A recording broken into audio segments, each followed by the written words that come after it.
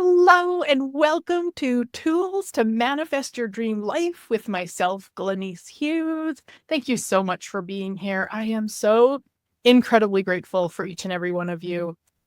This week, we're talking all about how judgment affects your manifestation. Now, what is judgment? Judgment basically is making something right or wrong. And the minute that we do that, we stop receiving from it. It stops the creation, it stops the magic, it stops the possibilities. And this is something that I would say so many of us distract ourselves with the judgment. Notice I say us. Oh, we distract ourselves with the judgment rather than being present with what is. Now, I'm not saying you should bypass your feelings or your emotions or whatever's coming up about it. If you had a trip planned and the airline canceled the trip, you can still have all the feels about it. That's normal. That's natural. You want to do that. But if you go into the judgment of how wrong it is and how bad they are and how horrible they are, and they shouldn't do that, and that's where you stop receiving from it. And what do I mean by receiving? There's so much to receiving, but we stop receiving everything that could be gifted to us.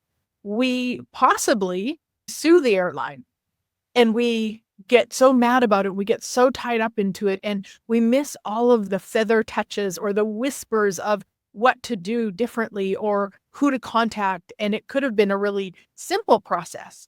And instead, it's over years and it's struggle and it's all of the pain and suffering instead of just going, oh, okay, you know what? I know that the airlines have policies with this, so I can follow those and I can talk to this person and get this done. I'm using a pretty simple example, but just to give you that idea that what if your judgment of that thing, that experience, that event is what is actually stopping you from receiving the gifts of it?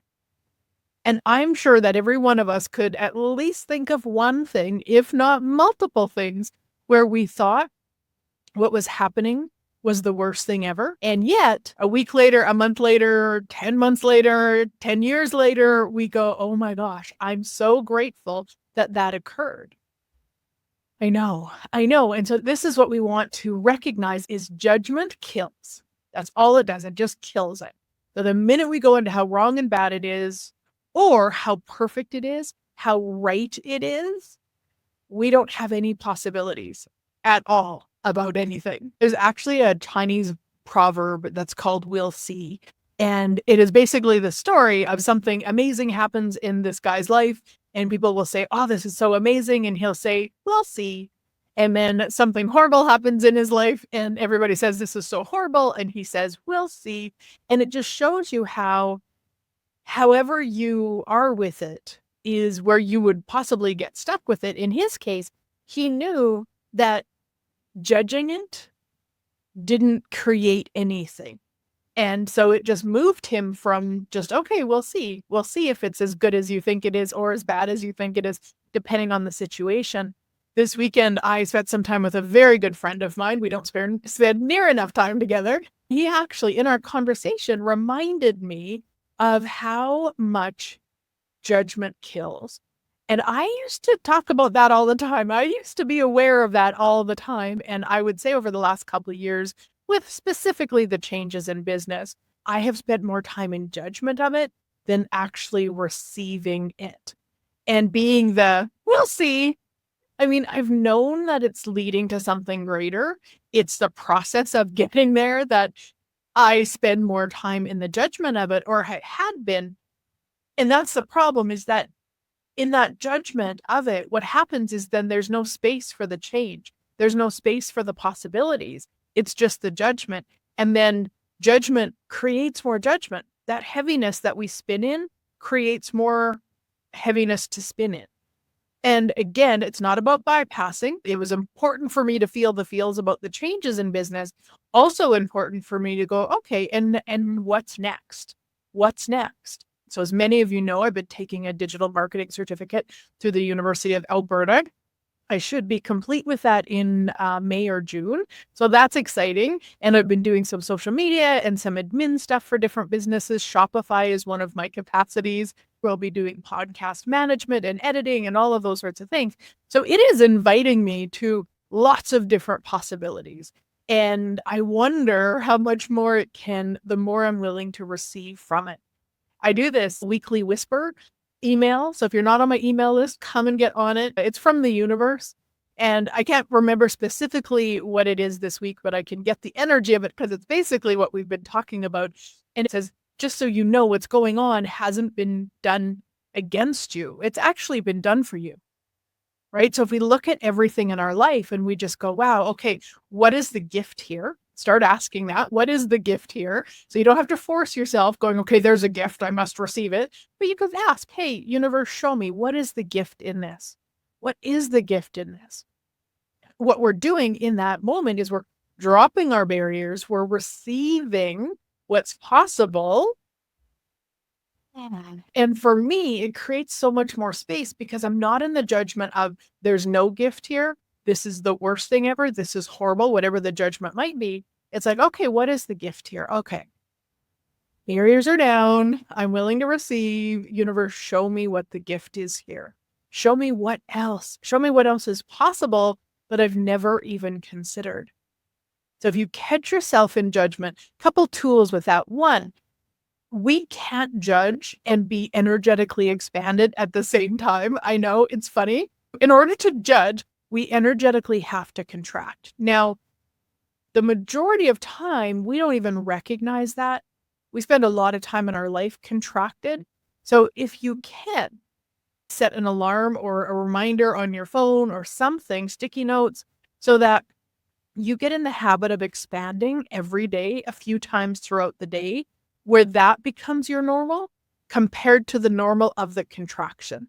And if you don't really know what I mean by contraction or expansion, it could be light and heavy. It could be smiley or frowny, dark or light. I mean, you usually have kind of your own gauge with that. So you could think of something that's really gross and pay attention. What happens with your body with that? Where are you energetically with that? And then think of something that just is like your yummy place, that's really fun for you, people you really adore.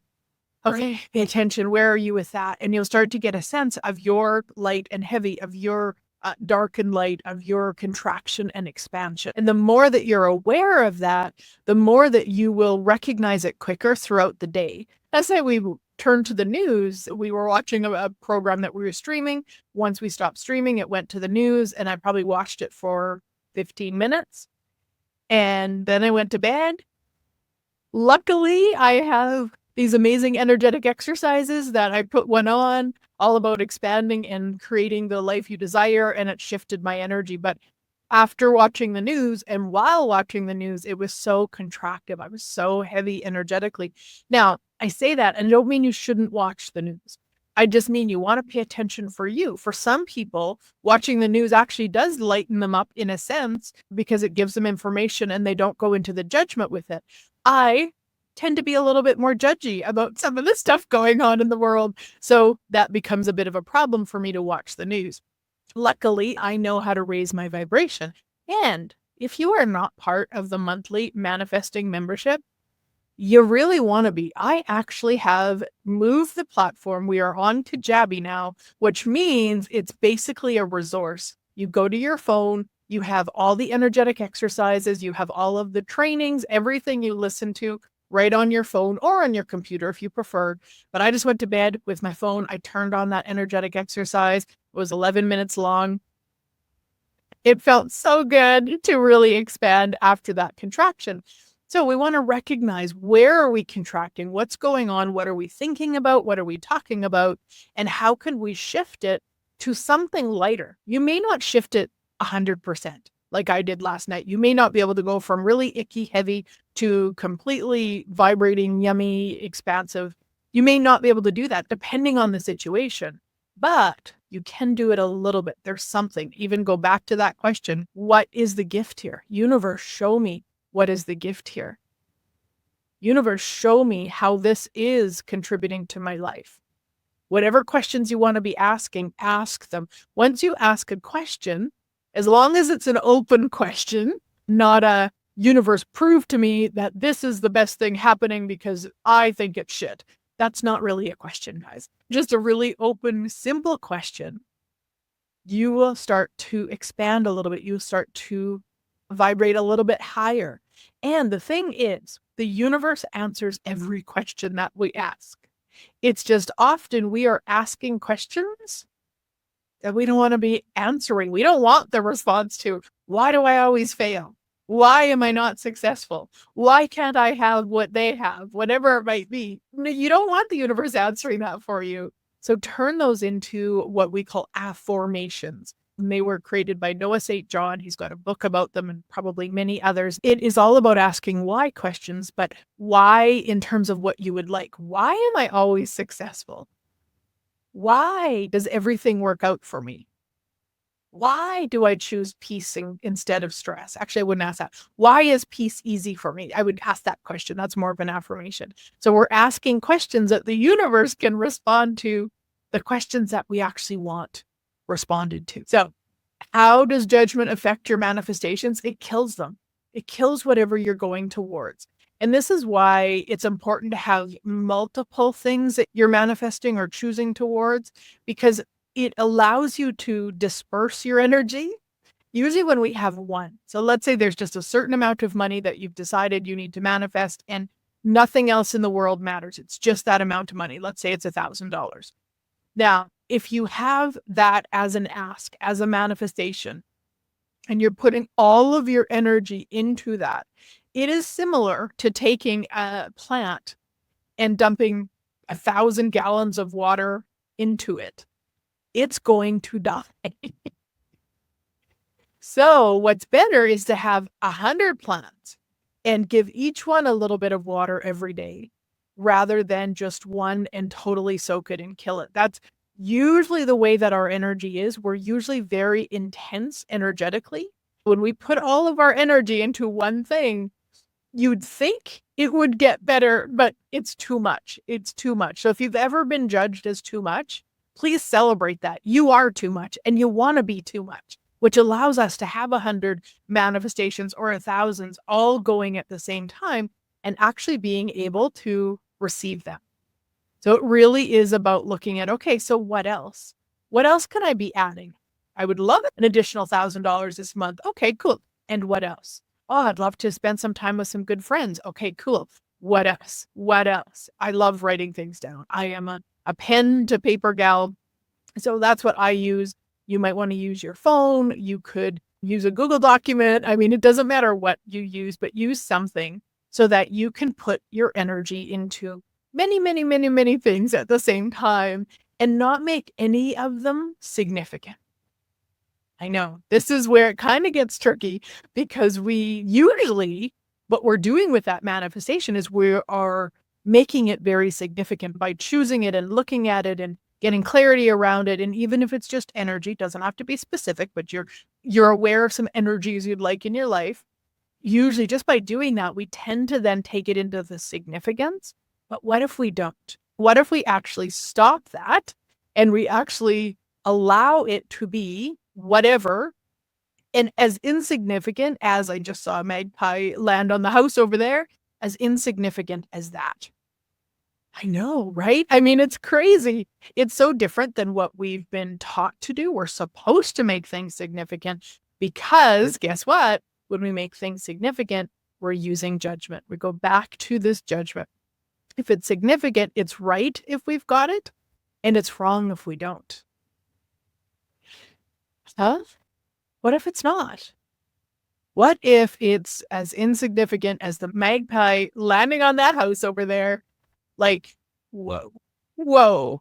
Now, how do you make something insignificant like that? One, you have many of them. Again, we go back to having multiple asks or multiple manifestations in the works. We also start paying attention. If we've decided that $1,000 is the answer, it will give us everything. It will fix all of our problems. We want to take some time with that too and really acknowledge that's never going to be the case. That $1,000 will never be the answer to everything in your life. I know many of you will disagree with me right now. If you've got a bill and if you paid it off today, then you wouldn't owe any interest. So yes, I'm not saying it's not something that could contribute, but if we've decided it's the answer, it's going to fix everything. I remember years ago when I used to live basically off of my credit cards, and I used to do that too. I was like, oh no, if I just paid all these off, that's the answer to everything. That would be perfect. And so I would do that. I had this theme in my life where I would accumulate a bunch of credit card debt, and then I would work really hard and pay it off. And phew, look at me, I did good. And guess what? Within 3 to 6 months, I was building it up again, only to have to work really hard and pay it off. The last time I did that, they were at $20,000. Yes, I had $20,000 in credit card debt. Believe it was 2013, 2012, something like that. And I recognized that it was a theme. I finally recognized that, wait a minute, I've done this before. Now, I'd never had 20,000 before, ever. But I recognized it. And then I asked myself what I call the famous question, because to me it works so well with regards to everything. And I asked myself, what is the value of playing with credit card debt? The moment I asked myself, I knew. For me, it was entertaining. It's like when I got a little bit bored, it gave me something to do. Oh my gosh, it sounds so crazy. I know, I get it. But honestly, it changed so much for me by acknowledging that. And then what I started looking at is, okay, how many more? How can I add? What else? Because if I had time to entertain myself with credit card debt, I had way too much time. I needed to be adding more. I needed to have more plants, so to speak. And it changed it for me. I'm so incredibly grateful, because once we really look at something and we truly are honest with ourselves of what the value is, it changes it, because we can't go backwards from that. I mean, we probably could, but it's very difficult. Once I knew I was entertaining myself with credit card debt, it was very difficult to ever look at that not being what that was. Like, that was like in my face, right? And so you can use it for anything. And if you tend to judge your manifestations, ask yourself, what is the value of judging my manifestations? Whew, yes, that was a lot right there. Let yourself be aware of what that is. It could be entertainment. It could be that it slows them down. And I know you might say to yourself, why would I want them slowed down? Because we can be like that. We can be so magical, but we don't want the world to know how magical we are. So if we manifested to the degree that is actually possible for us, oh boy, we would lose friends, we would lose family members, we would in some ways be hated, and then other ways would be adored and sought out, and all of these things that we might have told ourselves we don't want. But it's all usually playing in the back in our subconscious. What if we just started being honest with ourselves? And it's only you who can answer that. I could not tell you the value for you of anything, but I can ask you the question. And once you are willing to be honest with you, it shifts it and it changes it as if by magic. Now, we've already spoken a couple things in terms of getting out of the judgment, like asking a question. But really, I would say the really important part is just to even recognize you're in the judgment. Because a lot of times we don't even notice it. So going back to the kind of the light and the heavy, or however that shows up for you, start paying attention to that throughout the day so that you recognize when you're there. And then if you go there, let's say you go to bed at night, you're not really tired, so you're kind of thinking about things and you notice you start getting really judgy about your manifestation, then either completely stop thinking about it, like go think about something else, or start asking questions, start asking affirmations about it to shift the energy.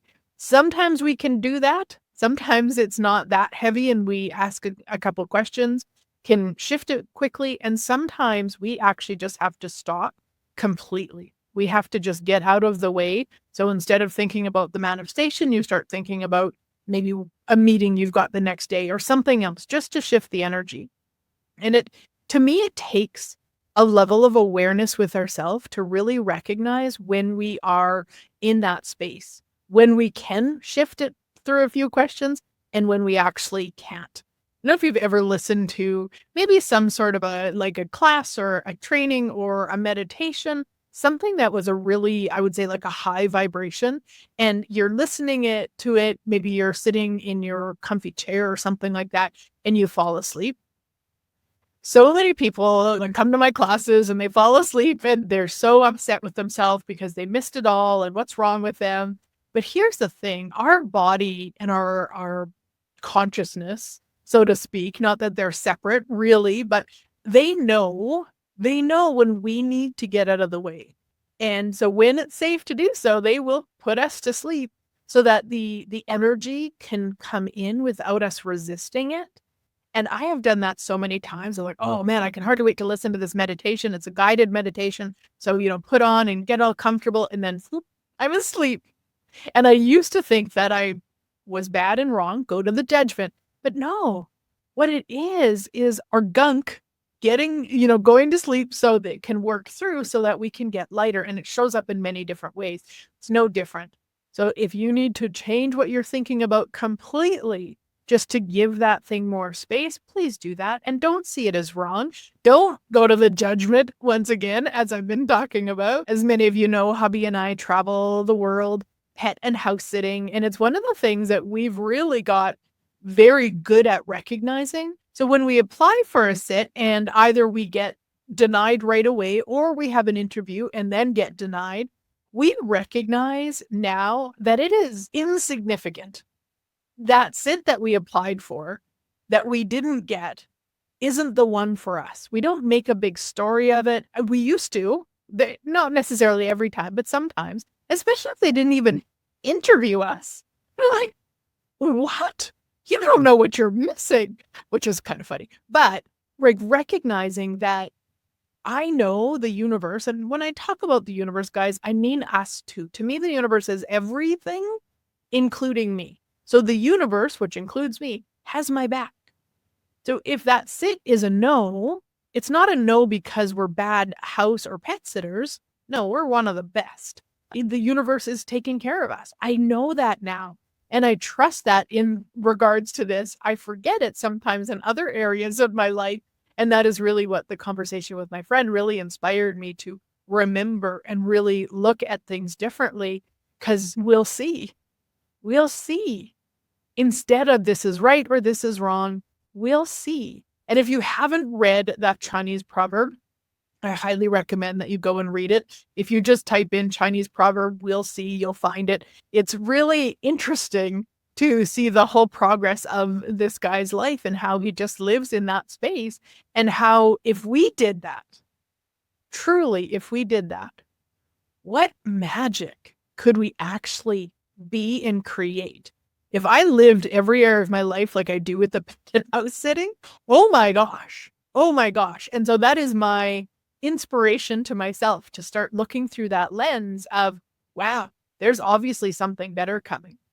And I mean, we're full time, which means we don't have a house to go to. So the other thing that my friend really invited me to look at was, you've done this for a year and a half, and we've had very little time between. Some has been set. Maybe we had family things going on or whatever, but for the most part, we maybe would have a night or two in a hotel before we start the next sit. For a year and a half, we have done this all around North America. What? That's incredible. I didn't even recognize or acknowledge the magic of that. By him saying that, I was like, wait a minute. And I trust it. I trust that we will always have a place. I 100% trust that.